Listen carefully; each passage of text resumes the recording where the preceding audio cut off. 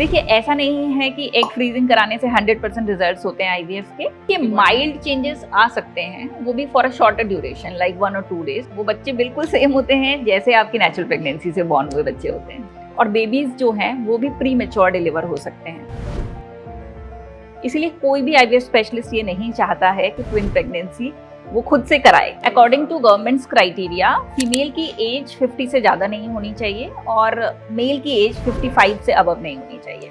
IVF का नाम तो सबने सुना हुआ है, लेकिन उससे पहले एक नाम काफी पॉपुलर था और अभी भी है। मैं बात कर रही हूँ टेस्ट ट्यूब बेबीज की। जब हम टेस्ट ट्यूब बेबीज की बात करते हैं तो हमें ऐसा लगता है कि जो बच्चे हैं ना ट्यूब्स में बन रहे हैं या फिर उन्हें कस्टमाइज्ड किया जा रहा है, इस तरीके से उन्हें दुनिया में लेकर आया जाता है। तो लेकिन वाकई में इस बात में सच्चाई है या फिर ये सिर्फ अलग तरीके का मिथ है या फिर ये एक अलग टर्म है जिसे हम टेस्ट ट्यूब बेबीज कहते हैं? दोनों अलग हैं, मतलब आईवीएफ और टेस्ट ट्यूब बेबीज अलग हैं या सेम हैं? इस पर हम जानेंगे IVF specialist expert doctor Monika से। सो डॉक्टर मोनिका, मुझे पहले आप ये बताइए कि ये जो आईवीएफ और टेस्ट ट्यूब बेबीज है, इसमें कितनी सिमिलैरिटीज और कितना डिफरेंस है? देखिए, आईवीएफ ही टेस्ट ट्यूब बेबी होता है। एक्चुअली टेस्ट ट्यूब बेबी जो है वो हमारा लेमन टर्म है और आईवीएफ जो है वो हमारा क्लिनिकल टर्म है। तो बेसिकली टेस्ट ट्यूब बेबी क्यों नाम पड़ा है? क्योंकि ये जो एम्ब्रियो है, जो एग और स्पर्म है, ये बॉडी के अंदर जो बनता है वो हम लैब के अंदर बना रहे हैं। तो उसको हमने टर्म दे दिया कि वो टेस्ट ट्यूब के अंदर बन रहा है, बट एक्चुअली वो टेस्ट ट्यूब के अंदर नहीं बन रहा है, वो लैब के अंदर बन रहा है, डिशेस में प्रिपेयर किया जाता है। बट ये हमारा एक तरह से एक लेमन टर्म बोल सकते हैं कि ये टेस्ट ट्यूब के अंदर हम एम्ब्रियो बनाते हैं। तो ऐसा कुछ भी नहीं है कि बच्चे जो हैं ट्यूब्स के अंदर तैयार हो रहे होते हैं? जी नहीं, ऐसा नहीं है। बच्चे टेस्ट ट्यूब्स में नहीं तैयार हो रहे होते, वो डिशेस में तैयार होते हैं, देन इंक्यूबेटर्स में रखे जाते हैं। अभी हम लैब का राउंड करेंगे तो मैं आपको दिखाती हूँ कि हम कैसे एम्ब्रियो को फ्रीज करते हैं। तो जब आप बता रही हैं कि दोनों चीजें एक हैं, मतलब कोई डिफरेंस नहीं है, तो अगर जो कपल्स आईवीएफ के थ्रू जाते हैं तो क्या उनके बच्चे नॉर्मली पैदा होते हैं? किसी तरीके की कोई प्रॉब्लम, कुछ अलग डिफरेंस आता है? हाँ, ये भी एक बहुत बड़ा मिथ है कि लोगों को लगता है आईवीएफ से पैदा हुए बच्चे अब नॉर्मल होते हैं। आईवीएफ के बाद आई हुई प्रेगनेंसी आपकी बिल्कुल नॉर्मल प्रेगनेंसी की तरह होती है। उसका जो कोर्स होता है, ट्रीटमेंट होता है, वो सब कुछ बिल्कुल नॉर्मल आपकी प्रेगनेंसी की तरह होता है। आईवीएफ के बच्चे भी बिल्कुल आपकी नॉर्मल प्रेगनेंसी वाले बच्चों की तरह ही होते हैं। उनका डेवलपमेंट भी बिल्कुल सेम होता है। तो किसी तरीके की कोई बीमारी, तो मतलब लोग इतना मिसकंसेप्शन फैलाते हैं कि जो आईवीएफ के थ्रू बेबीज होते हैं उनमें कोई ना कोई इश्यूज होता है, कोई बीमारी होती है, वो नॉर्मल नहीं होते हैं। देखिए, इशू जो होता है वो नेचुरली भी हो सकता था, बट जिन बेबीज में इशू आया है उन पेरेंट्स को ये नहीं पता ना कि जब वो नेचुरल कंसीव करते तो वो इशू होता या नहीं होता। वो जो इशू है वो कॉमन है, वो आईवीएफ में भी सेम है, वो नेचुरल प्रेगनेंसी में भी सेम है। तो क्या जो आईवीएफ से बच्चे पैदा होते हैं कहीं ना कहीं उनकी इम्यूनिटी में थोड़ा इम्पैक्ट दिखता है? इम्यूनिटी वीक होती है? No, I don't think so. वो बिल्कुल बिल्कुल सेम होते हैं, वो बच्चे बिल्कुल सेम होते हैं जैसे आपकी नेचुरल प्रेगनेंसी से बॉर्न हुए बच्चे होते हैं। अच्छा, और आईवीएफ को लेकर एक और बात, सवाल जो लोग करते हैं और कहते भी हैं कि जिन कपल्स को ट्विंस चाहिए वो आईवीएफ की तरफ जाते हैं, क्योंकि आज की डेट में बहुत सारे कपल्स जो हैं लेट प्लान करते हैं, बेबीज प्लान करते हैं और वो सोचते हैं कि एक ही बार में बच्चे हो जाएं, 2 बच्चे हो जाएं, अरे ना, और ट्विंस हो जाएं बेसिकली। बहुत जितने भी कपल्स हमारे पास आते हैं 80% लोग यही कहते हैं कि मैडम एक बार में ट्विंस करा दीजिए जिससे कि हमें बार बार नहीं ट्राई करना पड़े। बट एक्चुअली ट्विंस कोई भी आईवीएफ स्पेशलिस्ट, कोई भी फर्टिलिटी स्पेशलिस्ट नहीं कराना चाहता है। पहले जब आईवीएफ की सक्सेस रेट्स कम थी तब एक से ज्यादा एम्ब्रियो ट्रांसफर किया जाता था जिससे कि सक्सेस रेट्स इंप्रूव हो सकें।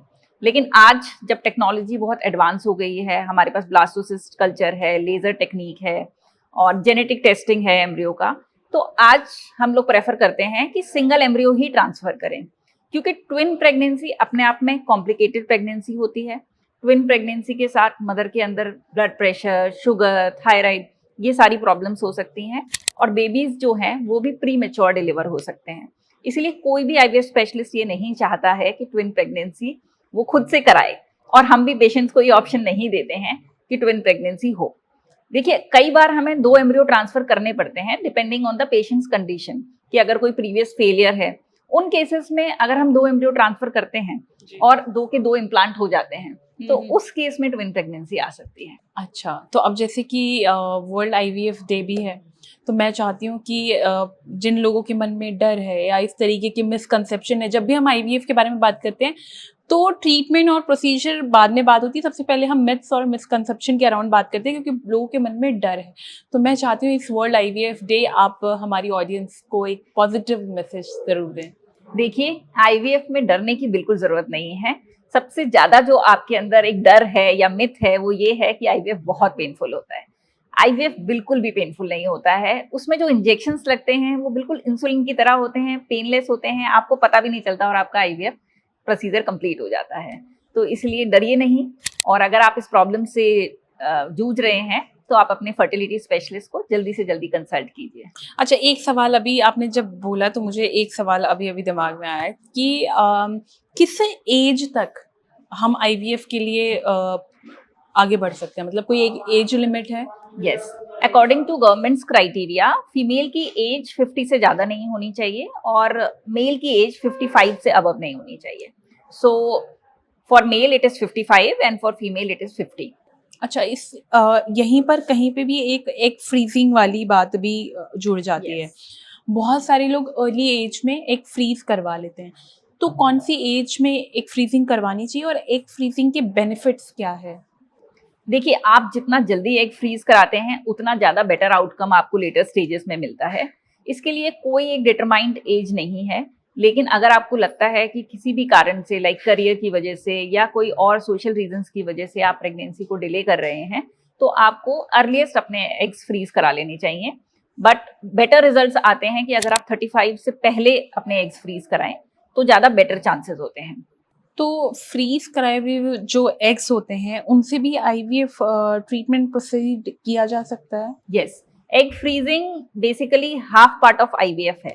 जो हम स्टिमुलेशन वाला पार्ट करते हैं और उसमें एग और स्पर्म को मिलाते हैं, उसको मिलाने से पहले ही हम एग्स को फ्रीज कर लेते हैं।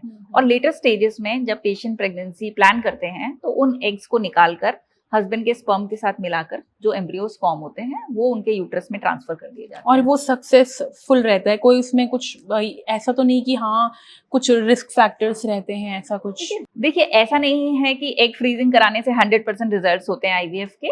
अभी आप प्रेगनेंसी प्लान नहीं कर सकते हैं तो egg freezing would be a better option. तो मतलब अगर एग फ्रीज आप करवा लेते हैं और अगर आपको आईवीएफ करवाना है तो वो भी एक ऑप्शन एज ऑप्शन हम देख सकते हैं। यस, एग फ्रीजिंग के बाद IVF is the only option because वो Okay. जो हमने एग्स फ्रीज किए हैं अल्टीमेटली हमें उसे आईवीएफ में ही यूज करना है। अच्छा, फिर वो आईवीएफ के थ्रू ही आगे बढ़ेगा? Yes okay. यस, वो हाफ प्रोसेस है आईवीएफ का जिसके अंदर स्टिमुलेशन वाला पार्ट कंप्लीट हो जाता है, फीमेल वाला पार्ट।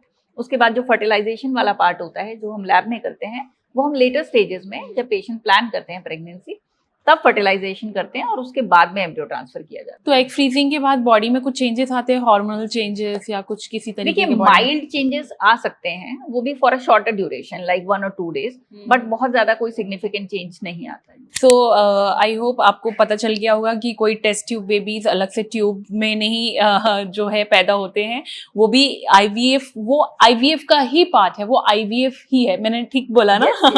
वो आईवीएफ ही है। तो प्लीज ये मत सोचना कि टेस्ट ट्यूब बेबीज अलग होते हैं और आईवीएफ अलग होता है। और हमने ये भी जाना कि एक फ्रीजिंग की मदद से, मतलब अगर आप पहले एक फ्रीज करवा लेते हैं तो आप आईवीएफ को भी, मतलब वही एक ट्रीटमेंट प्रोसीजर आपका बच जाता है। तो एक फ्रीज के थ्रू आप आईवीएफ ट्रीटमेंट भी करवा सकते हैं। वेल, इस वीडियो को लेकर आपकी क्या राय है प्लीज कमेंट करके जरूर बताएं और हेल्थ से जुड़ी इस तरह की और भी वीडियोस के लिए लाइक एंड सब्सक्राइब करें thehealthsite.com। Thank you so much doctor.